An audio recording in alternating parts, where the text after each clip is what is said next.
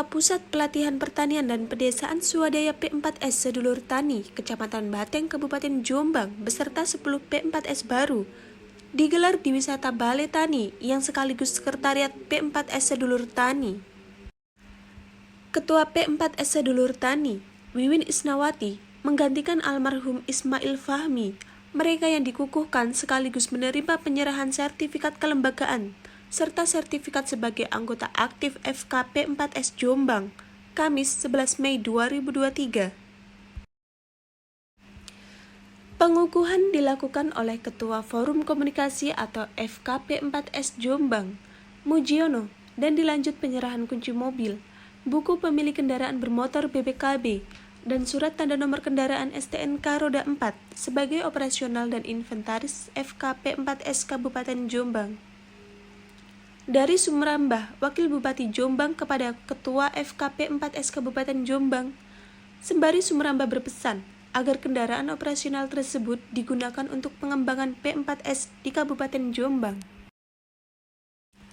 Turut hadir BBPP Ketindan Malang, Ketua FKP 4S Jawa Timur Ahmad Saiku, Wakil Bupati Jombang Sumrambah, Kepala Dinas Pertanian Jombang Muhammad Roni, Kepala Dinas Ketahanan Pangan Nur Kamalia, Mujiono Ketua FKP 4S Kabupaten Jombang, dan 10 Ketua P4S baru hasil verifikasi 2023.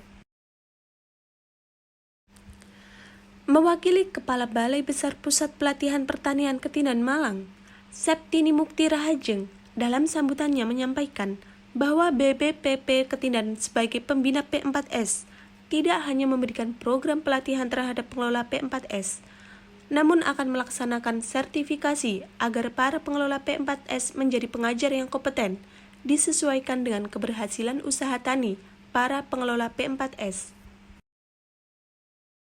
Jadi tidak hanya nanti bentuk kegiatan pelatihan, jadi mungkin sertifikasi, jadi Bapak Ibu juga harus siap di P4S, tenaga-tenaga pelatih yang kompeten. Jadi Bapak Ibu ini nanti jadi pelopor, petani pelopor Bapak Ibu. Jadi penerapan teknologi yang pertama di mana? Di P4S. SDM yang handal pertama di mana? Di P4S Bapak Ibu. Karena nanti kalau dari P4S kita ada support dari Ketindan itu masuknya ya ke P4S. Bapak Ibu ini adalah kelompok tani yang sudah terlegalitas ya, sudah terstandar kegiatan usahanya Pak oleh Kementerian Pertanian melalui BPP SDMP gitu. Jadi Bapak ini sertifikatnya tidak hanya di kabupaten Pak, usahanya jenengan, tapi sudah di Kementerian Pertanian.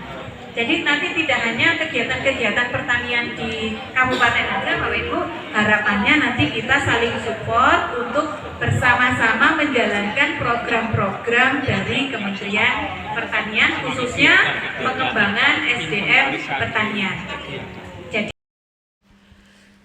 Ahmad Saiku selaku Ketua FKP 4S Jawa Timur mengatakan masih dalam bulan Syawal, mohon maaf lahir dan batin. Selamat kepada 10 Ketua P4S yang baru dikukuhkan ini. Semoga bisa menjadikan semangat baru dan seterusnya bisa konsisten untuk berkontribusi dalam pengembangan bidang pertanian, khususnya pelatihan dan permagangan. Itu sebenarnya saya ini memaksakan, ini pesannya Pak almarhum. Jadi sebelum dia meninggalkan kita semua, dia memang pesan, ayo segera buatkan sertifikat keanggotaan aktif ya. Jadi untuk acara ini, acara pengukuhan ini beserta halal bihalal ini kami baru bisa membuatkan, padahal ini sejak jamburi. Jadi sering itu untuk dibuatkan, padahal yang dulu waktu angkatan jamburi itu di Jombang ada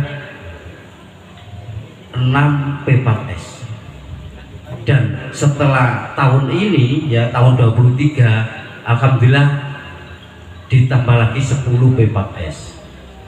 Jadi jumlah P4S yang ada di Jombang sekarang jumlahnya 23.